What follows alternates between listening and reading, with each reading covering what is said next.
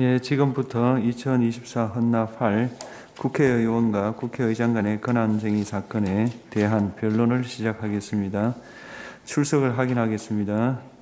청구인 김계현 의원님, 주진우 의원님, 도하산의 권오현 변호사님, 피청구인 측에서 노희범 변호사님, 예, 진행 순서를 말씀드리겠습니다. 서면 증거 제출 확인하고 제출된 서면을 진술하고 증거에 관한 의견을 듣는 절차를 진행하겠습니다. 이어서 15분씩 변론을 하시고 재판부에서 질문을 하겠습니다. 끝으로 각 10분씩 마무리 변론을 하도록 하겠습니다. 당사자가 제출한 서면을 확인하겠습니다. 청구인 측은 12월 27일 권한쟁의 심판 청구서, 12월 31일 추가 의견서, 1월 21일 추가 의견서 2, 2월 17일 변론 요지서 제출하셨죠? 네, 맞습니다. 그 다음 진술하시는 걸로 하겠습니다. 피청구인 측은 2월 4일자 답변서, 2월 19일 변론 요지서 제출하셨죠? 네, 그렇습니다. 예, 진술한 것으로 하겠습니다. 증거에 관해서 청구인 측은 갑제 1호증부터 15호증까지 제출하셨죠? 네, 그렇습니다. 예, 피청구인 측은 을제 1호증 제출하셨죠? 네, 그렇습니다.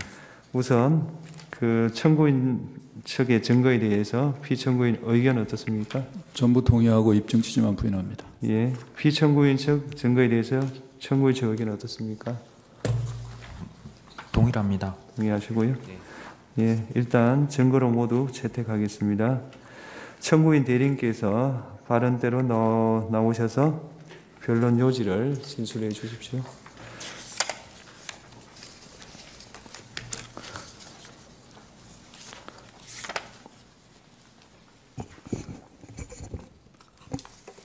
네, 청구인인 주진우 국회의원입니다.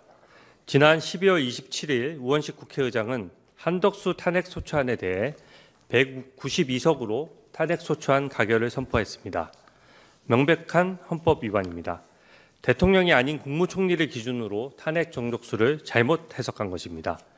미국의 통치 체제, 무역 통상의 규칙이 바뀌는 중차대한 시기에 한덕수 대통령 권한 대행은 불과 13일 만에 업무가 정지되었습니다.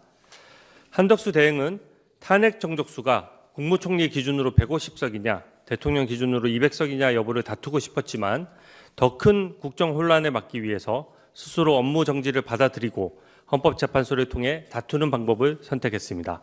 따라서 대통령 권한대행의 탄핵 정족수가 제적 과반인 150석으로 충분하다는 것은 우원식 국회의장과 민주당의 독단적 해석입니다. 정부와 여당은 전혀 동의하지 않음을 명백히 밝힙니다. 우선 헌법과 법률에 대통령 권한대행의 탄핵 정족수를 정한 명시적 규정이 없습니다. 이렇게 규정이 없을 때는 국정 혼란이 없도록 신중하게 해석해야 합니다. 우리 헌법은 대통령의 탄핵소추 가결 요건을 제적 3분의 2 이상 200석 이상으로 가중해서 규정하고 국무총리 이하 국무위원들은 제적 과반수인 150석 이상으로 요건을 정해두었습니다. 대통령과 국무총리 이하 국무위원들의 탄핵소추 요건을 달리 정한 이유가 있습니다. 대통령은 국민이 직접 투표를 했기 때문에 민주적 정당성이 강한 측면도 있지만 그 이유 하나만은 아닙니다. 대통령은 외국에 대해서 대한민국을 대표하는 최고 원수이자 국군 통수권자이며 행정부 수반으로서 국정의 컨트롤 타워입니다. 따라서 가중된 탄핵 정족수를 적용함으로써 손쉽게 직무를 정지시킬 수 없도록 한 것입니다. 따라서 요건을 정함에 있어서 이 두 가지 요소를 모두 고려해야 합니다. 대통령만 직접 투표로 선출했기 때문에 국무총리는 달리 봐야 한다는 것은 지나치게 단순한 논리입니다. 민주적 정당성으로만 따지면 국무총리는 국회의 동의를 받아 임명하기 때문에 단순히 인사청문회만 거치면 되는 국무위원들과는 민주적 정당성이 다릅니다. 그럼에도 불구하고 국무총리와 국무위원들은 탄핵소추 요건이 제적 과반수 이상으로 동일합니다. 하지만 대통령만 다르게 규정한 것은 대통령의 지위가 높아서 어떤 특수한 대우를 해주려는 것이 아니라 그 직무의 중요성과 무게가 대한민국에 있어서 너무나 크고 중요하기 때문에 국정의 안정성을 담보하고자 하는 헌법적 장치인 것입니다. 이러한 우리 헌법 체계를 고려한다면 한덕수 국무총리가 대통령 직무대행이 된 그 순간부터는 국가 원수이자 국군 통수권자 또 행정부 수반이 된 것이므로 함부로 탄핵되어서는 안 됩니다. 한덕수 대통령 권한대행의 탄핵 전족수는 200석 이상으로 해석해야 하고 그렇게 해야만 탄핵의 남용을 방지할 수 있습니다. 그동안 실상을 한번 봐주십시오. 거대 의석을 이용해서 민주당은 탄핵을 29번이나 남발했습니다. 윤석열 정부 2년 6개월 동안 한 달에 한 번꼴로 탄핵을 한 것입니다. 부끄럽게도 세계 헌정사에 유례가 없는 일입니다. 이재명 대표를 수사한 검사들과 법무부 장관, 감사원장, 행정안전부 장관을 탄핵했고 심지어는 2일 만에 반통위원장을 탄핵하기도 했습니다. 방송통신위원회는 174일간 업무가 마비됐고 행안부 장관 역시 167일 후에야 직무에 복귀할 수 있었습니다. 대통령 권한대행을 과반수 이상만으로 함부로 탄핵하는 길을 열어둔다면 지금의 민주당은 최상목 권한대행도 쉽게 탄핵할 수 있다는 결론이 됩니다. 이번이 아니더라도 먼 장래에 다수당이 탄핵을 남발할 수 있는 여지를 헌법상 줘서는 안 된다고 생각합니다. 한덕수 대통령 권한대행의 탄핵 정족수가 200석이라는 유력한 근거가 있습니다. 헌법재판소 산하의 헌법재판연구원에서 발간한 헌법재판소법 주석서에는 200석 이상이라고 명확히 밝히고 있습니다. 헌법재판소법 주석서는 법은 아니지만 단순한 학술지나 논문과는 다릅니다. 헌법재판연구원에서 발간하는 사실상 규준이 되는 책입니다. 그동안 헌법재판소 연구원에서는 주석 헌법재판소법에 따라서 헌법을 해석하고 연구해 왔습니다. 헌법재판소법 제68조 2항에 따른 헌법소원 심판에 따른 연구, 또 헌법재판연구원, 헌법재판연구 제11권 등 수많은 연구 문헌에서 주석 헌법재판소법을 인용해 왔습니다. 어디 그뿐입니까? 귀 헌법재판소에서 임성근 판사에 대한 탄핵 심판을 선고할 때에도 그 결정문에 헌법재판소 주석의 내용을 그대로 인용했습니다. 법 그 자체는 아니지만 헌법재판소법을 해석함에 있어서 가장 권위 있는 내용이자 헌법재판소의 공식 입장이라고 감히 말씀드릴 수 있습니다. 주석 헌법재판소법에 따르면 권한대행자가 탄핵 대상자인 경우 권한대행자의 탄핵소추 발의 및 의결의 정족수는 대행되는 공직자의 그것을 기준으로 한다라고 명확하게 규정되어 있습니다. 즉 한덕수 대통령 권한대행의 경우 대행되는 공직자인 대통령을 기준으로 제적 200석 이상으로 해석해야 된다는 뜻입니다. 이 주석서에는 추가 해설까지 기재되어 있습니다. 직무대행자는 직무 집행 중의 위법 행위로만 탄핵 사유가 되고 즉 그러면서 다음 문구로 이어집니다. 대통령 권한대행의 경우 본래의 즉 국무총리에 대한 탄핵 발의 의결에 필요한 정족수보다 더 가중된 정족수를 충족해야 되기 때문에 권한대행자로서는 원래의 신분을 잃는다고 해서 대행자에게 더 불리한 점은 없다. 이렇게 명확히 기술되어 있습니다. 이 얘기는 모두 한덕수 대통령 권한대행의 경우 대통령을 기준으로 판단해야 된다는 것을 명시적으로 규정하고 있는 것입니다. 이것은 다른 해석의 여지 없이 대통령과 동일한 요건을 적용해야 한다는 것을 의미합니다. 아시다시피 헌법재판소는 홈페이지에 주석 헌법재판소법을 게시하고 있기도 합니다. 직접 공개하는 주석서이기 때문에 이에 어긋나는 해석을 자의적으로 내놓는 것은 헌법적 판단에 대한 예측 가능성과 국민 신뢰를 훼손할 수 있다고 생각합니다. 아시다시피 본건은 민주당에서 탄핵소추 사유를 국무총리 시절의 사유와 대통령 권한대행 시절의 사유를 혼합했습니다. 그 사유도 황당하거니와 심지어 내란죄를 빼기도 했습니다. 이 사유처럼 대통령 권한대행 시절에 헌법재판관에 임명하지 않은 사유 등을 탄핵 사유로 들었다면 당연히 대통령을 기준으로 탄핵 정족수를 해석해야 됩니다. 예를 하나 들어보겠습니다. 대통령이 지병으로 몇 주간 입원해서 국무총리가 권한대행을 맡는 경우도 있을 수 있습니다. 그런데 와병 중인 그 몇 주간 그 사이에서만 제적 의원 과반수로 대통령 권한대행의 탄핵이 언제든 가능해진다면 국정은 사소한 정쟁으로 인해서 손쉽게 마비될 위험이 있고, 이는 대통령에 대한 탄핵소추 요건을 엄격하게 해석한 헌법 정신과 국익에 부합하지 않습니다. 이번 사건의 법률적 쟁점은 지극히 간단합니다. 이 사건 선고가 논리적으로 마은혁 재판관 후보에 대한 권한쟁의 심판보다 더 앞장서야 할 것입니다. 한덕수 대행에 대해서 탄핵소추안이 원천 무효가 될 가능성도 있기 때문에 대행의 대행인 최상목 대통령 권한대행이 마은혁 후보에 대한 임명을 결정하는 것은 불확실한 상태 하에서는 부적절하기 때문입니다. 헌법상 쟁점이 명확하고 헌법재판소법 주석서에도 대통령 권한대행의 탄핵소추 요건은 대통령을 기준으로 해야 한다고 명시되어 있는 만큼 헌법재판관들께서도 우원식 국회의장이 정족수를 채우지 못해서 우원식 국회의장의 가결 선포가 원천 무효임을 명확히 결정해 주시기 바랍니다. 이어서 변론하겠습니다.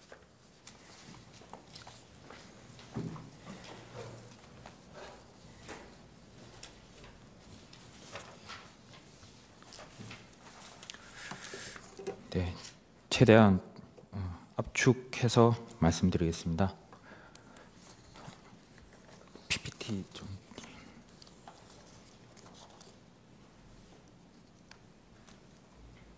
네. 일단 경위를 간단하게 보겠습니다. 잘 아시겠지만 12월 3일 윤석열 대통령 비상계엄이 있었습니다. 그리고 4일 계엄 해제가 있고 12월 12일 탄핵소추안 발의가 되면서 14일 가결이 됩니다. 이때부터 권한 대행이 국무총리께서 겸직을 하시게 됩니다. 그리고 12월 26일 민주당 박성준 의원 등 170인이 탄핵소추안을 발의하게 되고 27일 420회 국회 본회의에서 가결이 됩니다. 그 피청구인 쪽에서는 뭐 가결이 되었다라고 이야기하시지만 청구인 쪽에서는 원천 무효다. 권한 대행은 3분의 2여야 된다. 이런 얘기를 했고, 그리고 청구인들은 같은 날 권한쟁의 심판을 하게 됩니다. 그때 본회의 내용을 보면 우원식 총장이 상정하고 제안 설명을 하고 바로 국무총리 권한 대행에 대해서 그 탄핵소추안에 대해서 바로 그 일반 정족수를 적용하겠다 이런 얘기를 하시고, 이 부분에 대해서 청구인들은 원천 무효다 3분의 2를 적용해야 되지 않느냐 이런 얘기를 했는데도 우원식 의장은 그대로 진행을 해버립니다. 그리고 나서 가결이 되었다라고 선포를 해버립니다. 이 탄핵소추안에 대해서 사유는 뭐 이전 2시 사건에서 뭐 면밀히 다뤄졌겠지만 5가지 쟁점을 가지고 있습니다. 특검법에 대해서 당시 국무총리께서 뭐 관여를 했었다. 그리고 두 번째, 비상계엄 내란 의혹에 관련해서 공모 등이 있었다. 세 번째, 한동훈 그 국민의힘 당대표랑 공동 국정 운영에 대해서 담화문 발표한 게 위헌 위법이다. 네 번째, 특검 요구에 대해서 특검 후보자를 12월 10일 이후에서 27일까지 임명을 하지 않았다. 26일 날 그리고 헌법재판관 3분 임명을 하지 않았다. 요 5가지 사유가 문제된다라고 이야기를 합니다. 이 뭐 처분 또는 부작위 대상 행위에 대해서는 넘어가겠습니다. 당사자 능력, 청구 기간, 준수, 심판 이익 다 충족된다고 보고 있습니다. 특히 심판 이익과 관련해서는 향후 가중 탄핵 정족수를 적용을 해야 되는지 여부에 대한 부분과, 그리고 현실적으로 대행 혹은 대대행 체제에서 지금 국무총리가 다시 돌아와야 될 현실적인 필요성이 있다. 대한민국 전체적으로 봐도 그런 부분에 대해서 좀 더 면밀히 봐주실 것을 요청드립니다. 대한민국 헌법을 간단히 보겠습니다. 대한민국 65조에서 대행과 관련해서 이제 71조에서 대행 규정이 있지만 65조에서는 탄핵 정족수에 대한 규정이 있고 대행의 정족수에 대해서는 규정이 없습니다. 그리고 관련 국회법에서도 이제 탄핵소추 의결이 있을 때 특히나 1항과 2항 사이에 탄핵소추안이 이제 제기가 되었을 때 법제사법위원회의 회부 여부에 대해서 이제 해석상의 논란이 있을 수가 있습니다. 국회 선례집에서는 본회의에서는 법사위에서 회부 여부를 의결하되라고 해서 법사위 회부를 전제로 한 본회의 의결을 할 것을 설명을 하는 듯한 해석을 하고 있습니다. 피청구인 쪽에서 그 효력정지 가처분에서 원용했던 논문에서조차 이 법사위 절차는 반드시 거치는 게 원칙이다, 이런 취지로 해석을 하고 있습니다. 사실 지금 피청구인이 일방적인 진행으로 인해서 청구인들은 여러 가지 기회를 상실했습니다. 법사위의 회부 여부에 대한 의사표명 기회, 회부가 되었다면 법사위 내에서 이야기할 수 있었던 기회, 조사 결과 보고서, 그리고 조사 결과 보고서 채택 여부, 그리고 나서 본회의에서 의사표명을 할 수 있었던 이런 기회를 놓쳐버렸습니다. 탄핵소추 사유 구체적으로 보면 그 네 번째, 다섯 번째 사유에 해당이 되는 부분들은 국무총리로서라기보다는 대행이기 때문에 탄핵소추 사유로 담겨 있는 내용들입니다. 그리고 나머지 부분들도 특검법 같은 경우에는 제2요구가 정당했기 때문에, 그리고 비상계엄 관련해서 특검 후보자 추천 여부도 중복수사에 문제가 있기 때문에 안 했던 부분입니다. 그리고 내란 의혹 부분은 이게 내란죄 정의를 하고 있는 형법 규정의 구성요건 요소를 다 충족하는지 여부는 향후에 수사 결과를 통해서 확인이 돼야 되는 건데, 비상계엄 이꼴 내란죄로 보는 부분은 그 간주 자체가 오히려 위헌 위법적인 부분이 있습니다. 그리고 그 공동 국정 운영 관련해서는 국민들에게 설명하는 부분인데 이게 과연 어떤 부분이 위헌 위법이 있는지 특정이 안 되고 있습니다. 그리고 3명 임명 부작위에 대해서는 민주적 정당성을 부여하는 부분을 좀 협조를 해달라는 취지인데 이게 왜 위헌 위법인지는 우리 재판관님들이 더 잘 아실 거라고 생각을 하고 있습니다. 뭐 여러 가지 사유들이 있기는 하나 그 좀 중복되지 않는 부분에 대해서 좀 더 조금만 말씀드리고 들어가겠습니다. 입법 보완이 되지 않았던 지금 현재의 상황이라고 한다면 대행과 총리 겸직하고 있는 부분에 대해서는 피소추 적격이 어느 분으로 해야 되느냐, 그리고 대행과 총리를 사유를 분리해서 볼 수 있느냐, 대행의 지위 전 직위 총리직으로서 발생했던 사유까지 대행 사유로 원용할 수 있느냐, 그리고 탄핵 정족수를 대행의 정족수 혹은 총리의 정족수라고 했을 때 겸직을 하고 있는 이 상황에서 일반 정족수로 넣어야 되는 건지 가중된 탄핵 정족수로 해야 되는 건지 이 부분에 대해서는 여전히 의문으로 남아있고 헌법재판소에서 판단이 이루어져야만 이 사건의 결론을 내릴 수 있는 부분이라고 생각을 합니다. 그래서 저희 청구인들은 지금 192표만으로 가결 선포가 되었다고는 하나 대행의 지위를 겸직하고 있는 이 상황에서는 가중된 탄핵 정족수를 적용하는 것이 우리 헌법 체계에 맞는 부분이고 법적 안정성 그리고 법치주의에 맞는 해석이 아닌가, 그리고 기존의 헌법재판소에서 그 설명을 해온 주석 헌법재판소법에서도 해석하고 있는 바와 같은 궤에 따른 그 판결과 해석이라고 보여지는 부분입니다. 그렇기 때문에 저희의 청구를 인용하여 주시고 피청구인의 행위를 무효 확인까지 해주실 것을 요청드리는 바입니다. 이상입니다. 예, 피청구인 대리인 변론해 주십시오.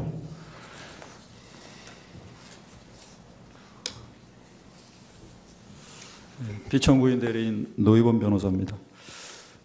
자세한 변론 요지는 내용은 답변서와 변론 요지서로 좀 대체를 하고요. 여기서는 간략하게 요지만 말씀드리겠습니다.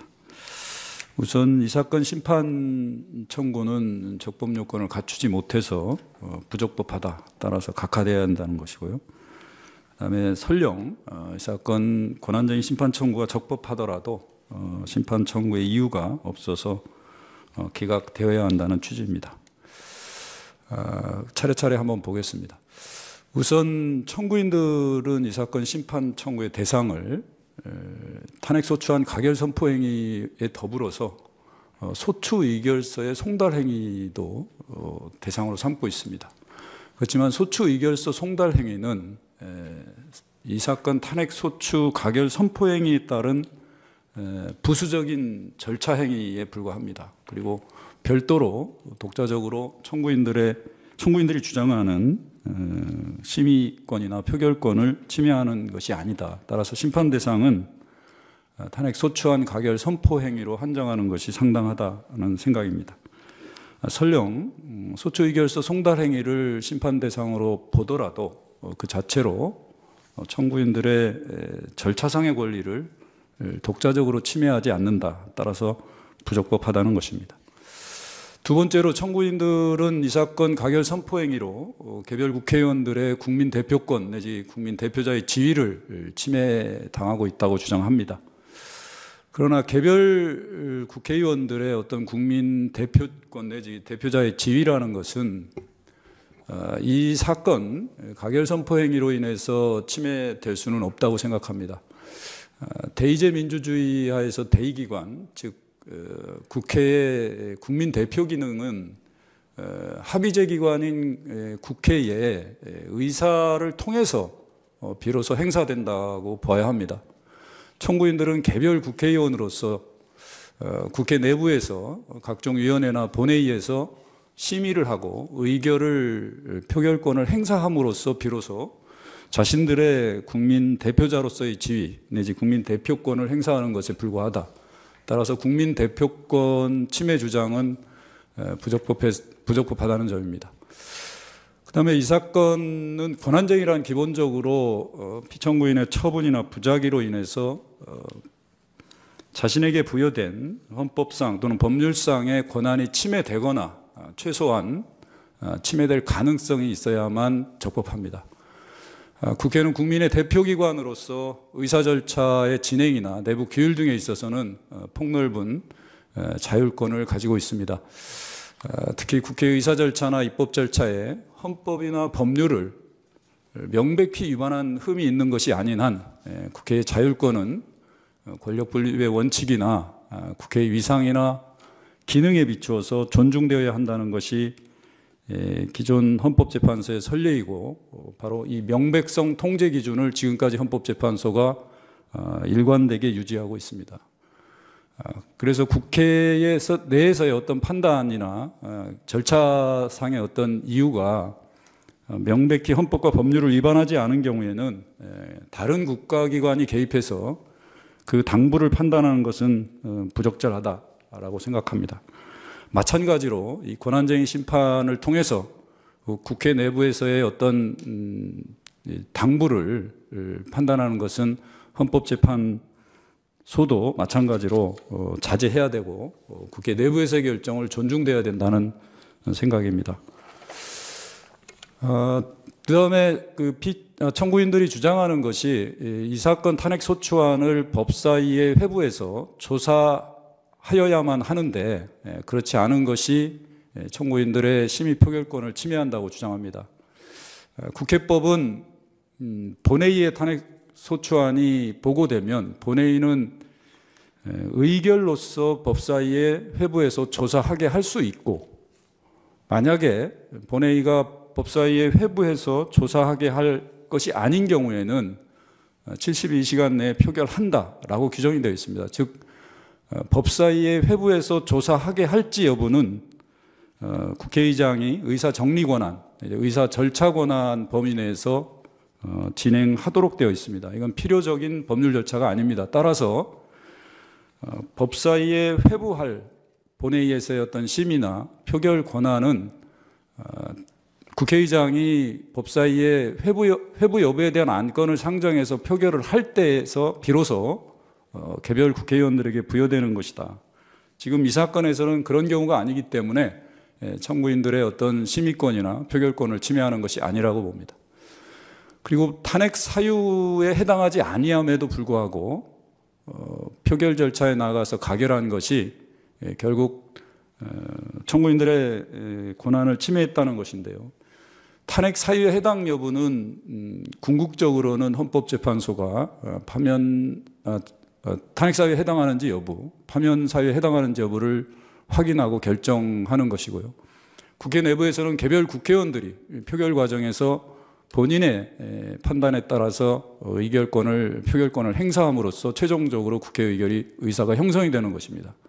그렇기 때문에 탄핵 사유가 법률상 탄핵 사유에 해당하는지 여부를 가지고 청구인들의 심의권이나 표결권이 침해될 가능성은 없다라고 생각됩니다. 의결 정족수의 적용 여부인데요. 이 본안에서 한번 제가 살펴보겠습니다만, 청구인들은 이 탄핵 소추 사유의 심의, 가결 선포 행위 전 과정에서 본인들의 어떤 심의 참여 기회나 표결 참여 기회를 제한되거나 방해받은 적이 없습니다. 이 지금 청구인들이 주장하는 심의권이나 표결권은 국회 내부에서의 합의제 기관인 국회의 어떤 의사결정 과정에서 필요로 하는 절차적인 권리 내지 절차적인 권한입니다. 이 절차적 권한 침해가 어떤 국회의 합의제 기관의 의사형성 과정의 결과로서 나타난 실체적 권한을 침해한다고 보기는 어렵다고 봅니다. 그런 점에서 결과적으로 이 청구인의 이 권한쟁의 심판 청구는 부적법하다. 그래서 각하되어야 한다는 게 제 생각입니다. 그리고 두 번째로 이제 설령 청구인들의 이 사건 심판 청구가 적법하다고 하더라도 다음과 같은 이유에서 심판 청구의 이유가 없다고 생각됩니다. 아까 말씀드린 대로 법사위 회부 조사 여부는 필요적 절차가 아닙니다. 따라서 법사위에 회부하는 본회의 의결을 거치지 않았더라도 청구인들의 어떤 심의권이나 표결권을 침해하지 않는다. 특히 청구인들이 주장하는 법사위 내부에서의 어떤 의사 표명에 관한 절차라든가 보고서 채택에 관한 권한은 국회 본회의에서 법사위의 회부에서 조사할 것이 결정된 이후에 비로소 그러한 권리나 절차 참여의 기회가 보장되는 것이지, 본회의에서 의결하지 않은 상태에서 가상적인 상태에서 바로 본인들의 권리가 절대적으로 보장되는 것이 아니다라고 생각됩니다. 그리고 법사위 회부 여부는 국회의장의 의사의 절차 진행에 관한 의사 정리 권한에 속한다고 생각합니다. 특히 의장은 헌법과 국회법에 따라서 제안 설명을 하고 무기명 투표 방식에 관한 표결선언을 한 다음에 적법한 절차에 따라서 가결 선포를 했습니다. 명백히 헌법과 법률에 위배되지 않는다는 점이고요. 특히 의장은 법사위에 회부해서 조사하게 할 것인지 여부를 재량적 판단하고 있습니다. 지금까지 탄핵 소추안이 여러 번 있었는데요. 법사위에 회부된 안건은 검사에 대한 탄핵 외에는 아무것도 없습니다. 지금까지 이 점에 대해서 국회 내부에서도 어떠한 이견을 제시한 적이 없습니다. 왜냐하면 사실관계가 불명확하거나 최소한의 사실관계를 확인할 필요가 있었던 경우에만 법사위에 회부해서 조사를 하게 했었습니다. 지금 대통령 탄핵이나 과거에 있었던 지금 현재 진행되고 있는 장관에 대한 탄핵, 방통위원장에 대한 탄핵도 법사위에 회부해서 조사한 예가 없는 것으로 알고 있습니다. 이 사건 탄핵 소추안에 대해서도 사실관계가 명확했고 비교적 여야 찬반이 첨예하게 대립하고 있었습니다. 특히 권한대행의 직무를 수행하고 있는 국무총리에 대해서 신속하게 탄핵 소추안에 대한 결정을 하는 것이 헌법적으로 국가 전체적으로 상당한 이익이 있다고 국회의장이 판단해서 표결 절차에 나아간 것입니다. 국회의장의 의사 정리 권한에 속하는 것이고 넓은 의미에서 국회의 자율 권한에 속하는 것이었다. 그런 점에서 국회의원의 청구인들의 심의 표결권을 침해할 가능성이 없고 침해하지도 않았다는 점입니다. 청구인들은 이 사건 탄핵 소추안의 내용이 법률상 탄핵 사유에 해당하지 않고 따라서 거기에 대한 심의를 할 수 있는 기회가 부여되지 않았다. 그렇기 때문에 심의 내지 표결권을 침해했다라는 것입니다. 아까 말씀드린 대로 탄핵 소추안의 내용이 법률상 탄핵 사유에 해당하는지 그리고 파면 사유에 해당하는지 여부는 개별 국회의원들이 표결 과정을 통해서 자신의 의사를 표현하고 국회 합의체에서 최종적인 의사를 형성하게 됩니다. 그리고 그러한 탄핵 사유에 해당하는지 여부는 헌법재판소가 심판을 통해서 최종적으로 확인하고 결정하는 사항입니다. 따라서 탄핵 사유가 법률상 탄핵 사유에 해당하는지 여부를 가지고 국회의원들, 청구인들의 심의권 내지 표결권이 침해된다고 주장하는 것은 옳지 않다라고 생각됩니다. 지금 청구인들 측에서 주로 주장하는 것이 핵심적으로 의결 정족수가 이른바 3분의 2에 해당되어야 한다는 점입니다. 우선 의결 정족수와 관련해서 적법 요건 부분에서도 설명을 드렸습니다만 청구인들이 국회의사 형성 과정에서 요구되는 부여된 절차적 권리, 즉 안건의 심의 그리고 표결에 참여할 기회가 의결 정족수를 기준으로 해서 그 결과 가치에 대한 실체적 권리가 과연 침해된다고 볼 수 있는지는 의문이 있습니다. 본대리는 절차적 권리의 어떤 침해를 주장하면서 실체적 권리를 곧바로 침해된다고 주장할 수는 없다라고 보고요. 설령 어떤 표결의 어떤 그 행사 가치가 결과적으로 표결권을 침해했다라고 주장하고 있기 때문에 그 점에 대해서 보면 다음과 같은 점에서도 부적절하다고 생각되고요. 한덕수 국무총리, 즉 이 사건 탄핵 소추안 가결에 있어서 일반 정족수를 적용한 것은 현행 헌법과 법률에 합치된다고 봅니다. 우선 우리 헌법은 대통령을 제외한 여타 공무원에 대해서는 제적 과반수의 찬성으로 탄핵 소추안을 의결하도록 되어 있습니다. 이 사건 탄핵 심판의 대상은 국무총리입니다. 대통령이 아닙니다. 우연히 어떠한 기회에 한덕수 국무총리가 대통령의 사고로 인해서 단지 권한을 대행하고 있을 뿐입니다. 즉 직무를 대행하고 있을 뿐이지 신분 자체가 대통령이 되는 것은 아니라는 점입니다. 그리고 대통령에 대해서만 우리 헌법이 왜 가중 정족수를 규정했을까? 아무리 생각해도 이거는 단 한 가지 이유밖에 없습니다.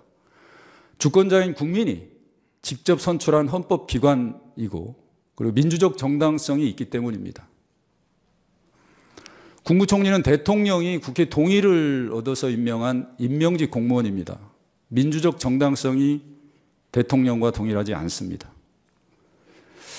그 총리에게 가중정족수를 적용해서 탄핵소추 의결을 어렵게 한다는 것은 헌법의 명문 규정에 위배됩니다. 선출되지 않은 민족 정당성 없는 국무위원, 예를 들어서 한덕수 총리 다음에 국무위원이 차례대로 권한대행을 했을 경우 국무위원들이 갑자기 신분이 대통령과 같은 민족 정당성을 얻는 존재로 전환돼 버립니다. 그거는 우리 헌법의 취지에 맞지 않습니다. 그리고 총리 재직 시 그리고 권한대행 재직 시를 구분해서 정족수를 달리 적용해야 한다는 그런 의견이 있기는 합니다. 지금 청구인들 측에서도 계속 얘기하는 헌법재판소가 발행한 헌법재판소법 주석서를 인용하고 있습니다. 잘 아시겠지만 이 주석서는 헌법재판소의 공식적 견해가 아닙니다.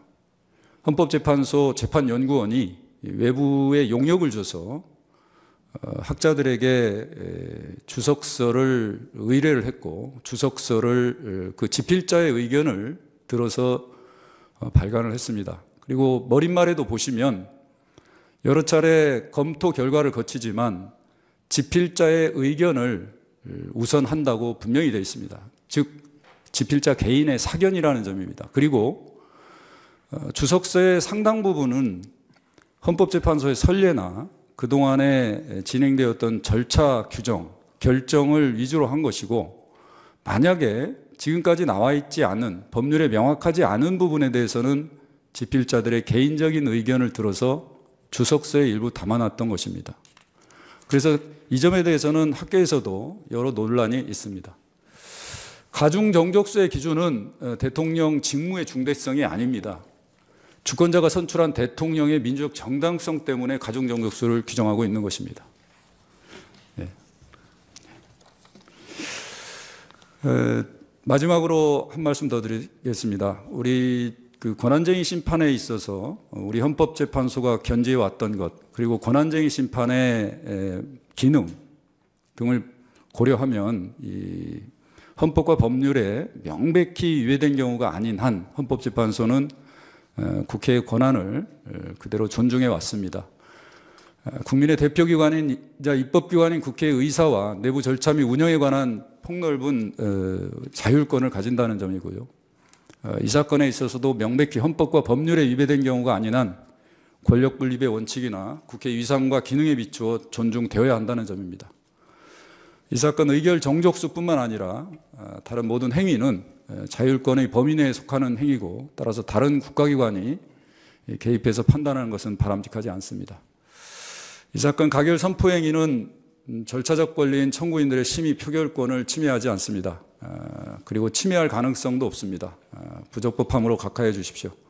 설령 적법 요건을 갖추었다 해도 이 사건 가결 선포 행위로 청구인들의 심의 표결권을 침해하지 않으므로 심판 청구를 기각해 주십시오. 이상 마치겠습니다. 예, 질문하시죠.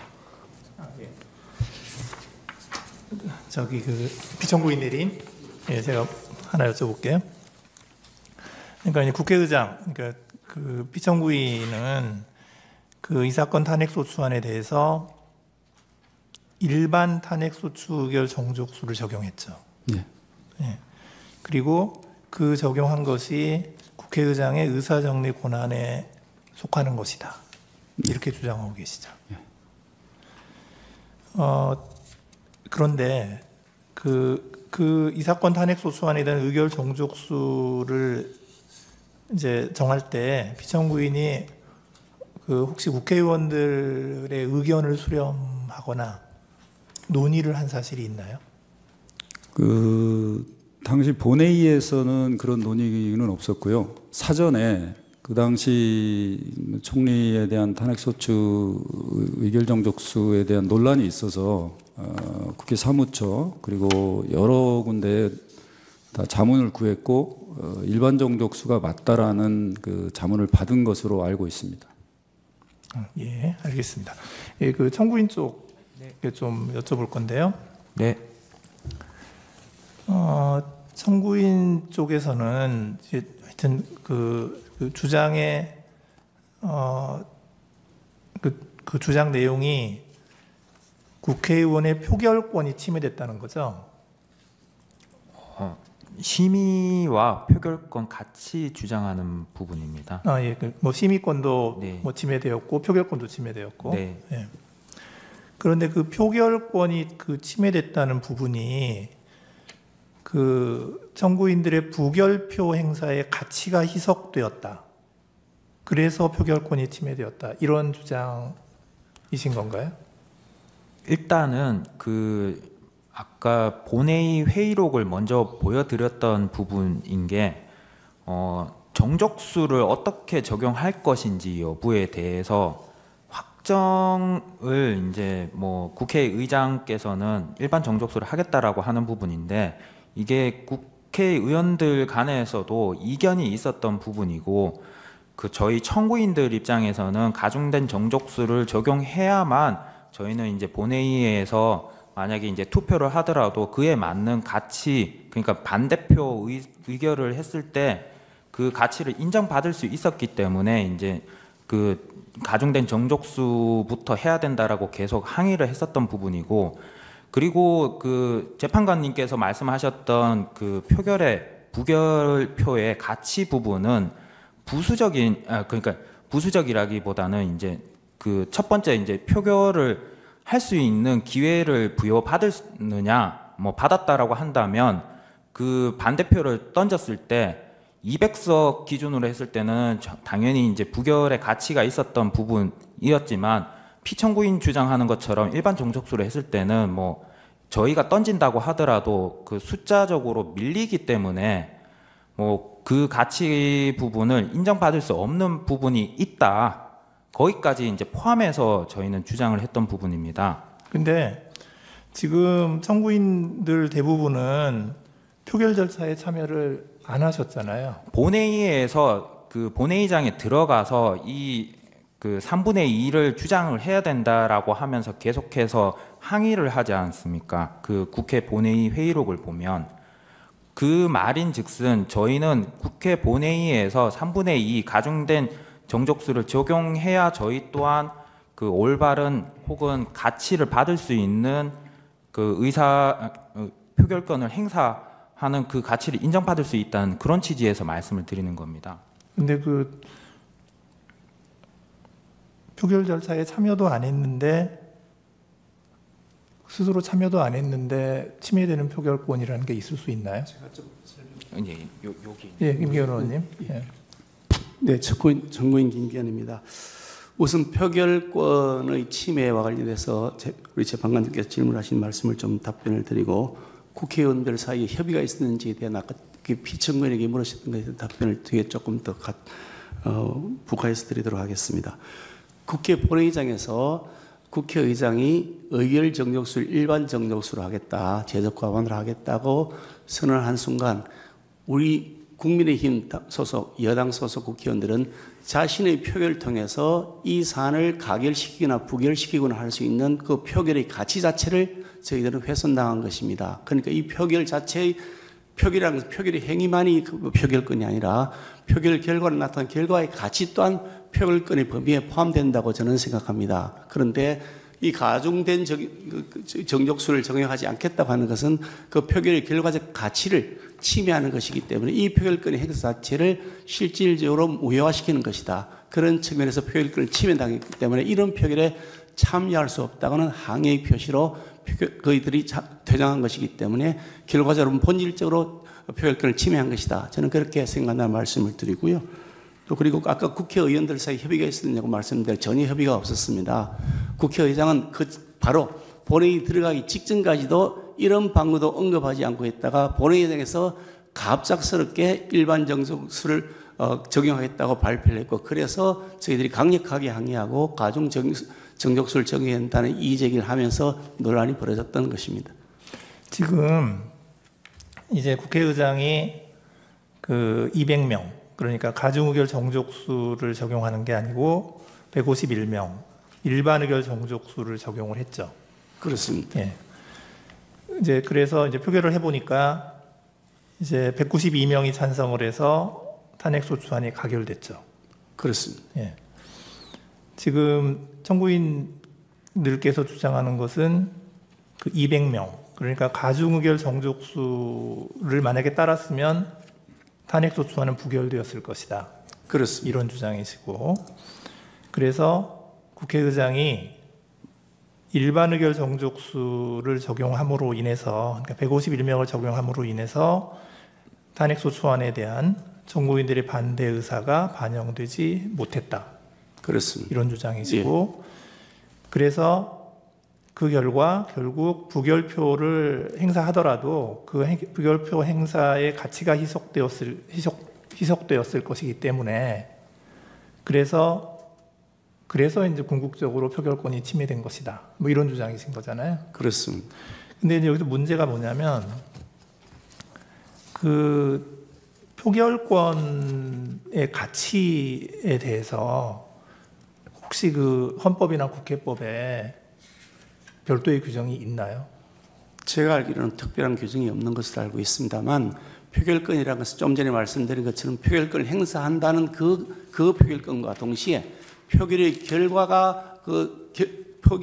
결과가 반영될 수 있도록 하는 것을 같이 포함하고 있는 것이다. 저는 그렇게 말씀드리고 싶습니다. 근데 이제 그 이론적으로 보면 그 표결권의 개념에 그 표결권을 행사하는 국회의원들의 의사가 국회의 최종 의사로 결정되어야 한다는 그런 의미가 그 표결권의 개념에는 이론적으로 포함이 안 되는 거 아닌가요? 최종 결론을 반영돼야 된다는 말씀을 드릴 것이 아니고요. 예. 국회의원이 가지고 있는 표결권은 그 가치가 인정이 되어야 되는 것인데 국회의장이 그 가치를 인정하지 않았기 때문에 표결권이 침해되었다 이런 얘기입니다. 그러니까 이게 이 가중 그 의결 정족수를 적용하게 되면 거기에 참여해서 부표를 던지는 그 의원들의 표결권이 그 가치로서 존중받는 것인데 그냥 일반 적용을 하니까 일반 의결 정속을 정적하니까 그 표결의 가치가 침해되었고 그래서 본질적으로 표결권을 침해한 것이다 이런 얘기입니다. 저기 재판관님 그 네. 부연 설명을 좀 해드리면 이제 두 가지 측면에서 좀 볼 수 있을 것 같습니다. 사실 그 국회의원들께서 본회의장에서 이제 반대 의사를 표시하는 방법이 여러 가지가 있을 수도 있는데 표결을 해서 반대표를 던지는 방법과 뭐 퇴장을 해서 반대 의사를 표명하는 방법 뭐 이런 부분으로 볼 수 있는데 이 사건 같은 경우에는 그 반대 의사를 표시하는 방법에서 뭐 국회 본회의에서 형식상 이루어지는 일방적으로 이루어지는 표결 과정에 참여하지 않는 방법으로서 뭐 부결의 의사를 뭐 사실상 행사했다 이런 부분으로 볼 수도 있습니다. 그리고 두 번째 측면에서 좀 말씀을 드리면 저희가 계속해서 말씀을 드리는 게 이 3분의 2 가중된 탄핵 정족수를 적용을 하게 되면 저희가 반대 의사를 표시할 수 있었던 그 표결의 기회라고 하면 표결권에 포함이 되는 부분이라고 저희는 해석을 할 수 있다고 생각합니다. 그렇기 때문에 가중된 탄핵 정족수를 적용하지 않고 일방적으로 피청구인 국회의장께서 일반 정족수를 적용하겠다라고 선언하는 그 순간 저희는 이게 룰이 잘못되었습니다. 그렇기 때문에 요건 다시 시정을 해 주십시오라고 항의를 하는데 이제 피청구인이 그냥 일방적으로 쭉 진행을 해버린 겁니다. 그렇기 때문에 저희는 가중된 탄핵 정족수에서 표결을 할 수 있었던 그 기회를 잃어버렸던 결과적으로 표결의 가치를 상실해버렸던 그런 부분도 저희는 그 표결권 침해라고 생각을 합니다. 예, 어떤 취지인지는 잘 알겠습니다. 예, 이상입니다. 감사합니다. 청구인 측에게 제가 좀 여쭤보겠습니다. 지금 서면에는 뭐 가중된 뭐 표결권의 가치가 희석이 됐다, 뭐 어쨌다 이렇게 얘기를 여러 가지 뭐 이렇게 쓰셨는데 뭐 거기에 뭐 이런저런 얘기들이 있는데 근본적으로 이 권한쟁의 심판 청구를 한 이유는 뭡니까? 뭐가 잘못됐다고 생각을 해서 권한쟁의를 했습니까? 뭐가 제일 잘못됐다고 본 겁니까? 이 국무총리가 당시 대통령 권한 대행이었고 대행에 대한 탄핵 소추 의결에 필요한 정족수 적용이 잘못되었다. 예, 그렇기 때문에 이 부분을 헌법재판관님들한테 구하고자 신청하게 됐습니다. 그러니까 그 과반수여야 되느냐 또는 3분의 2가 돼야 되느냐 이런 거는 한덕수 총리의 탄핵 사건에서 저희가 판단을 하면 돼요. 그거는 이게 맞는지 저게 맞는지는 판단을 하면 되는데 이건 권한쟁의 심판입니다. 권한쟁의 심판은 국회의장이 국회의원의 심의표결권을 침해했다라고 해서 청구하는 사건이지 않습니까? 그러면 제일 먼저 문제를 삼은 게 뭐였어요? 지금 쭉 얘기하시는 거 들어보니까 왜 의장이 임의로 과반수로 결정을 했느냐? 이거부터 문제를 삼았잖아요. 국회에서. 그러면 국회의장이 무슨 권한으로 과반수를 정하느냐? 이걸 문제 삼는 거 아니에요? 그것도 포함이 되어 있는 겁니까? 그건 포함 안 되는 겁니까? 그 부분도 포함이 되어 있는 부분입니다. 지금 피청구인께서는 의사 정리권이다, 뭐 요 부분을 이야기를 하시는데 의사 정리권 안에 지금 뭐 그 부분까지 결정을 할 수 있는 권한이 과연 헌법이랑 뭐 헌법재판소법이라든지 국회법이라든지 이런 부분에서 부여가 되어 있는지 여부에 대해서조차도 규정이 없습니다. 그러니까 이제 그 부분을 처음에 이제 여기 지금 회의록을 보니까 이제 박성준 의원이 이제 발의를 하고 설명을 한 후에 국회의장께서 이 안건은 무기명 투표 방식으로 표결하겠습니다. 이 안건은 국무총리 한덕수에 대한 탄핵 소추안입니다. 그러므로 헌법 65조 2항에 따라 제적 의원 과반수의 찬성으로 의결하는 것을 말씀드립니다라고 하니까 이제 뭐 장례 소란해주고 뭐 이렇게 반대 얘기도 하고 그러니까 이리저리 뭐 헌법학회와 입법조사처 의견을 종합적으로 검토해서 의결 정도수를 판단했다 이렇게 이제 선언을 하고 표결에 들어갔지 않습니까? 그러면 제일 지금 청구인들 측이 문제 삼는 거는 국회의장이 왜 과반으로 결정하느냐, 이걸 문제 삼는 거 아니에요? 그렇습니다. 그게 본질적인 거잖아요. 그다음에 그게 이제 결과로 나왔을 때 이게 이제 표결권이 희석이 됐니 어쩌니 그런 것이 이제 나중에 표결했을 때는 그게 나타나는 것이고, 결과로서 시작은 거기서부터 시작이라고 봐야 될 것 같고요. 네, 맞습니다. 제가 말씀 조금 드리면 말씀드려도 되겠습니까? 네네. 국회의장이 의사정리 권한이라고 하는 것은 법에 정해진 이 정적수, 의결 정적수나 의사 정적수를 결정할 권한이 아닙니다. 그냥 행정적인 일을 하는 것이지 가결 정적수를 자기가 결정하는 것은 의사 정리 권한에 포함될 수가 없는 것입니다. 자신의 권한이 아닌 것을 자기 마음대로 선포해버리고 그래서 표결에 참여할 수 없도록 봉쇄했던 것이기 때문에 저희들이 항의했고, 항의 표시로 저희들이 그에 대한 반대의 표시로 퇴장했던 것입니다. 네, 저기 재판관님 조금 부연 설명을 드리면 이 정도로 하시고 서면으로 좀 써주십시오. 예. 그리고 피청구인 측에게 이 지금 이 사안에서 의결 정적수가 얼마여야 되는지 3분의 2인지 150인지 그거에 대해서는 논란이 좀 있었잖아요. 네. 논란이 있었고 그 부분이 굉장히 중요한 사안이지 않습니까?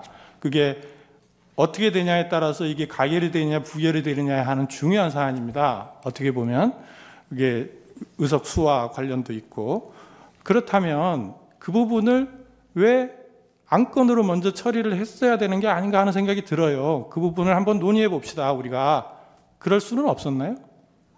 국회의장이 이거는 과반수입니다 이렇게 할 게 아니라 지금 논쟁이 많으니 우리가 한번 논의를 해보자 이렇게 해서 논의를 해서, 그러면 정 안 되면 다수결로 결정을 합시다 해서 안으로 해가지고 그럼 이거는 과반수입니다 이렇게 다수결로 결정이 나면 그거에 의해서 처리를 하고, 그렇게 처리를 해서 오면 그러면 그 절차에서는 문제가 없고 나중에 헌법재판소에서 와서 권한쟁의 문제는 안 생길 거 아닙니까? 그러면 그리고 헌법재판소에 와서 그것이 맞느냐 틀리느냐는 우리가 따로 결정을 하면 되는 것인데, 그걸 왜 그런 절차를 중요한 사안인데도 거치지 않고 그냥 국회의장이 그냥 결정을 해버렸을까요?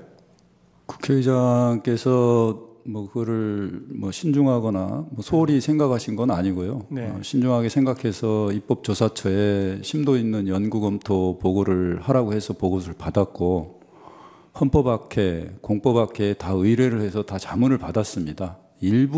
극히 일부 소수 의견이 있었지만 이 사건은 국무총리가 탄핵의 대상이고, 헌법의 명문으로 대통령을 제외한 여타의 공무원은 제적 과반수의 의결로 탄핵 소추안을 의결한다라는 답변을 여러 군데에서 받았고 대부분 일치됐습니다. 근데 재판관님께서도 아시겠지만 그 당시 그 총리에 대한 탄핵 소추라든가 이런 정치적인 상황이 굉장히 혼란스러웠기 때문에 그걸 갖고 재판관님께서 말하듯이 그거를 논쟁의 대상으로 삼아서 국회에서 그걸 다시 논의할 수 있는 여건은 아니었다고 저는 생각이 되고요. 국회의장께서도 헌법기관의 대표자로서 나름대로 헌법과 법률을 해석하고 적용하는 지위에 있습니다. 그렇기 때문에 당연히 본인도 아주 신중하게 헌법의 취지나 명문 규정을 최대한 깊이 있게 검토해서 본인이 판단에 따라서 내린 결론이고, 그게 국회의장의 권한 범위 내에 있는 행위다. 그리고 명백히 헌법과 법률에 위배되는 사항이 아니다라고 생각이 됩니다. 네, 이상입니다. 마무리 변론하겠습니다. 청구인 10분 범위 내에서 해주십시오.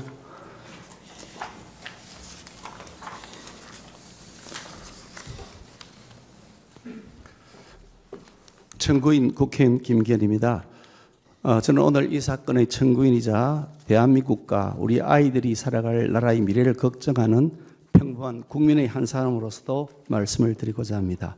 이 사건 배경이 되어 있는 윤석열 대통령에 대한 탄핵 심판 절차가 진행되고 있고, 저는 이 탄핵 청구가 기각되는 것이 맞다가 나름 판단을 가지고 있습니다. 그런데 그 당부와는 별개로 대통령 유고시 즉각 작동되어야 할 국가 비상운영 시스템인 대통령 권한대행체제가 비상식적으로 장기간 사실상 마비되어 있는 점에 대해 깊은 우려를 표하면서 귀재판소에서 하루빨리 국가 비상운영 시스템이 정상 작동되도록 조치해 주시길 간곡히 바라는 마음으로 오늘 저희 의견을 개진하고자 합니다. 제가 드리는 말씀 중에 재판관님들께서 듣기 혹시 불편한 사항이 없지 않을 수도 있겠습니다만 최대한 절제된 말씀을 드리기 위해서 오늘 원고를 작성해서 있게 된다는 점을 양지해 주셨으면 좋겠습니다. 지난 2월 15일 독일 뮌헨에서 한미일 3국 외교장관 회의가 있었습니다. 미국 트럼프 대통령 정부 출범 후에 국제 정세가 요동치고 있지만 정작 대한민국은 리더십 공백으로 대응조차 하지 못하고 있다는 이른바 코리아 패싱의 지적 속에 열린 첫 외교장관 회의였습니다. 매우 큰 의미가 있는 첫 회의였지만 정작 주목을 받았던 사항은 북한의 완전한 비핵화에 대한 공통의 의지를 재확인했느냐 또는 관세 문제에 대한 해법이 제시되었냐 하는 것보다는 미국의 마크 루비오 국무장관이 최상목 권한 대행을 신뢰한다라고 언급했던 발언이었습니다. 전 세계 국가들이 국익을 위해 대응하고 있는데 우리는 고작 권한 대행에 대한 신뢰라는 말에만 관심을 두어야 한다는 현실이 개탄스럽고 참담했습니다. 미국 우선주의를 내세운 트럼프 정부 출범 이후 한 달이 훌쩍 넘었지만 우리나라 국정 시스템은 정통성과 합법성이 취약하기 짝이 없는 대형의 대행체제 하에서 현상 유지에만 급급한 실정입니다. 가뜩이나 경제 현안을 챙기기도 바쁜 경제부총리가 대통령 대행의 대행 역할, 국무총리의 역할까지 다 떠안아야 하는 상황은 하루빨리 해소되어야 한다고 봅니다. 많은 국민들께서 묻고 계십니다. 대통령 문제에 대해서는 찬반이 나눠져 있으니 헌재에서의 신중한 재판 진행을 기다려야 한다고 치더라도 한덕수 총리는 왜 이렇게 장기간 직무 정지를 당해서 나라의 비상 운영 시스템에 커다란 공백을 두어야 하는지 모르겠다고 질문하고 계십니다. 지난해 12월 27일 이후 정치권은 물론이고 수많은 전문가와 언론이 한덕수 대행 탄핵 관련 사건, 그중에서도 이를 둘러싼 권한쟁의 사건에 대해서는 최우선적으로 조속히 결론 지어야 한다는 목소리를 내어왔습니다. 그동안 한덕수 대행 측은 헌법재판소에 국정 공백을 막기 위해 탄핵 심판을 신속히 진행해달라는 의견서를 4차례나 제출했다고 언론 보도를 통해 들었습니다. 지난 4일 국무회의에서는 글로벌 관세 전쟁이 벌어지는 상황이라 한덕수 총리 탄핵 심판이 빨리 해결돼야 정부가 효율적으로 대응할 수 있다라는 발언이 나왔고 최상목 권한 대행 역시 100% 동의했다고 말했다고 합니다. 그것은 어떤 정파적 이익이나 사익을 위해서가 아니라 통상교섭본부장, 주미대사 그리고 무역협회장을 지냈으며 국가 5부 요인 중 한 사람으로서 국회 동의까지 얻은 한덕수 국무총리여야 대미교섭의 명분과 권위가 있다고 하는 이유 때문일 것입니다. 하지만 유감스럽게도 헌법재판소는 그와 같은 여망에 적극적으로 대응하지 못했다고 생각합니다. 현재 헌재에는 쟁점이 연결된 3가지 사건이 접수되어 있습니다. 국회 의결 정족수와 관련된 이 사건과 한덕수 대행에 대한 탄핵 심판 그리고 만역 헌법재판관 후보자 임명을 둘러싼 최상목 대행 권한쟁의 사건입니다. 일반 상식으로 본다면 가장 먼저 접수된 의결 정족수 관련된 이 사건부터 우선 처리하는 것이 당연한 순리라고 저는 생각합니다. 게다가 의결 정족수 충족 여부가 다른 사안의 선결적 과제이기도 합니다. 하지만 헌법재판소는 도리어 역순으로 최상목 대행의 만역 후보자 임명 보류 사건부터 먼저 처리하려고 1월 22일에 첫 변론기를 열고 선고기를 급히 잡아서 2월 3일로 정한 바 있었습니다. 이에 비해서 정작 가장 먼저 처리했어야 할 이 사건은 오늘에야 비로소 첫 변론길이 열린 것이라고 저는 말씀드리고 싶습니다. 만역 후보자 임명을 하지 않은 것에 대한 재판은 그토록 서두르고 대통령 탄핵 심판 사건 역시 속전속결로 일관하면서 정작 국정 안정을 위해 가장 서둘러야 할 과제 중 하나인 한덕수 대행 탄핵 재판 관련돼서는 이토록 시간을 끄는 것은 국민들 보기에는 선택적 신속, 선택적 지연이라고 하는 비판을 국민들로부터는 면하기 어렵다는 생각을 가지고 있습니다. 윤석열 정부 들어 거대 야당의 탄핵 소추 및 직무 정지 자체만을 목적으로 한 위헌적 탄핵 소추가 남발되고 있습니다. 무려 29번이나 탄핵 소추가 되었습니다. 이로 인한 국민적 피해와 국정 혼란이 지속되고 있지만 이런 위헌적 탄핵 소추에 대한 헌법재판소의 재판 지연은 여러 차례 그동안 있어 왔습니다. 지난 1월 23일에 기각 결정이 났습니다만 이진숙 방통위원장에 대한 탄핵 사건은 지난해 8월 2일에 탄핵 소추안이 가결된 후 무려 174일 만에야 선고가 되었습니다. 고작 하루 동안 업무 수행했습니다. 그 방통위원장에 대한 탄핵안이 헌법재판소에서 잠자는 동안 국가의 방송사업, 통신사업과 관련된 각종 모든 현안들은 마비되어 올스톱되었습니다. 지난해 12월 5일 민주당이 날치기 처리했던 최재감사원장에 대한 탄핵안 역시 가결 후 69일이 지난 12일에야 첫 변론이 시작되었고 같은 날 날치기 처리되었던 검사 3명에 대한 탄핵안 역시 74일 만인 지난 17일에야 첫 변론이 시작되었습니다. 12월 12일에 탄핵 소추안이 날치기 처리되었던 박성재 법무부 장관에 대해서는 아직 재판조차 진행되지 않고 있고 24일에 첫 변론 준비기일이 예정되어 있다고 합니다. 바람직스럽지 않았다는 말씀을 드리지 않을 수가 없습니다. 오늘 다루고 있는 이 사건의 쟁점은 매우 간단합니다. 다른 쟁점에 관해서는 이미 주진우 청구인과 청구인들 대리인이 말씀드렸으므로 생략하기로 하고 의결 정족수 충족 여부에 대한 말씀을 중점적으로 드리도록 하겠습니다. 이 점에 관해서는 이미 헌법재판소가 기히 발간했던 주석 헌법재판소법에 상세하게 가중 의결 정족수를 정의한다는 취지로 명시 설명되어 있습니다. 이 주석서는 헌법재판소가 그 권위를 실어서 발간한 것으로서 헌법재판의 교과서와 같은 것입니다. 대학 입학시험을 칠 때 교과서에 명시된 대로 정답을 결정하는 것이 당연한 이치이며 만약 교과서와 다른 정답을 결정한다면 그 시험은 수험생들에 대한 기망행위가 될 것입니다. 마찬가지로 만약 헌재가 발간한 교과서의 내용과 다른 기준을 이 사건 재판에서 적용하려 한다면 그것은 이현령, 비현령, 위인설법이라는 국민적 비난에서 결코 자유로울 수 없을 것이라고 저는 생각합니다. 만약 한 나라의 대통령 대행에 대한 탄핵 여부를 결정하는 데 있어서 조령, 모계와 같은 기준을 적용한다면 이는 사법제도 전체의 붕괴를 가져올 수 있는 중차대한 후폭풍을 낳을 것임이 명약관화합니다. 윤석열 대통령에 대한 탄핵안은 정치적 대립관계와 관련이 깊다고 하겠지만 한덕수 대행에 대한 탄핵안은 정치적 대립관계는 아무런 상관이 없는 사건입니다. 한덕수 대행은 정당인도 아니고 정치인도 아닙니다. 공무원으로서 정치적 중립을 지켜야 하는 직업 공무원 공직자일 뿐입니다.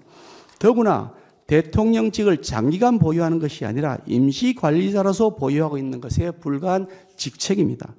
그러므로 한덕수 대행에 대한 탄핵소추 정족수 문제는 지지정당 여부와는 상관없이 그냥 쿨하게 순수 법리적으로 해석하면 되는 것이라고 저는 생각합니다.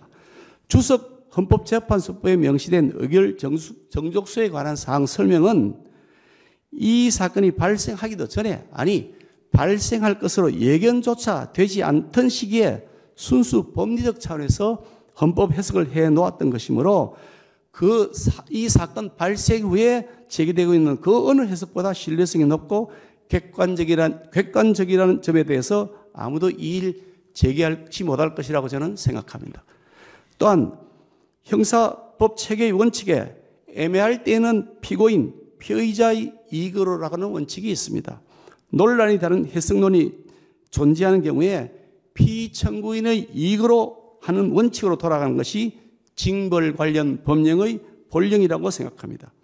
예측 가능성을 보장해야 하는 징벌 법령의 적용에 있어서 법령에 명시되어 있거나 통설에 의해 뒷받침되는 선례가 있다면 그에 따르는 것이 당연하겠지만 만약 그러하지 못한 사례라면 당연히 피징벌자의 이익으로 판단하는 것이 지극히 당연한 법리라고 말씀드리겠습니다.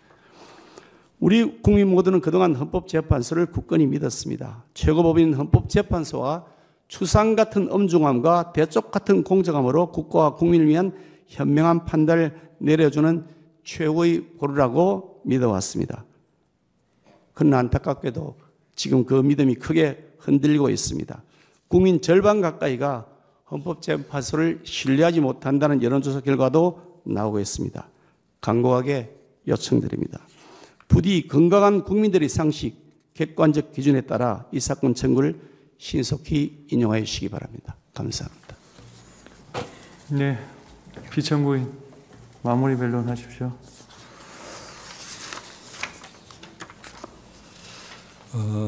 세 가지만 말씀을 드리겠습니다. 우선 청구인들이 침해되고 있다는 그 국회의원의 심의 표결권, 이거는 국회 내부에서의 의사형성 과정에서 참여하고 기회를 보장받기 위한 절차적인 권리 내지 절차적 권한입니다. 청구인들은 이 사건 탄핵소추안에 가결 선포되는 전 과정에서 심의나 가결 표결 절차의 어떤 기회를 제한당하거나 방해받지 않았습니다. 절차적 권리를 방해받지 않은 상태에서 표결 결과에 대해서 문제 삼는 것 자체가 법리적으로 맞지 않다고 생각되고요. 만약에 어떤 청구인들이 그 반대 의미로 절차에 참여하지 않고 그 결과에 대해서만 절차적 권리를 주장해서 권한쟁의 형태로 이 법정에 가져온다면 앞으로 국회 정치형성기관인 국회에서 모든 절차 과정이 헌법재판소로 올 수밖에 없습니다. 그렇기 때문에 헌법재판소는 민주주의 대의기관인 국회 내부에서 있는 절차 과정, 자율성을 최대한 존중하고 그래서 명백히 헌법과 법률이 위반되지 않는 경우에는 국회의 의사를 존중해 왔습니다.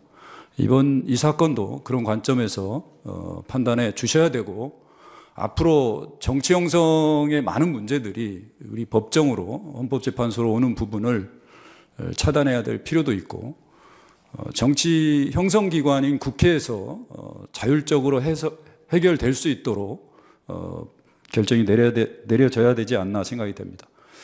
또 하나는 의결정족수 문제인데요.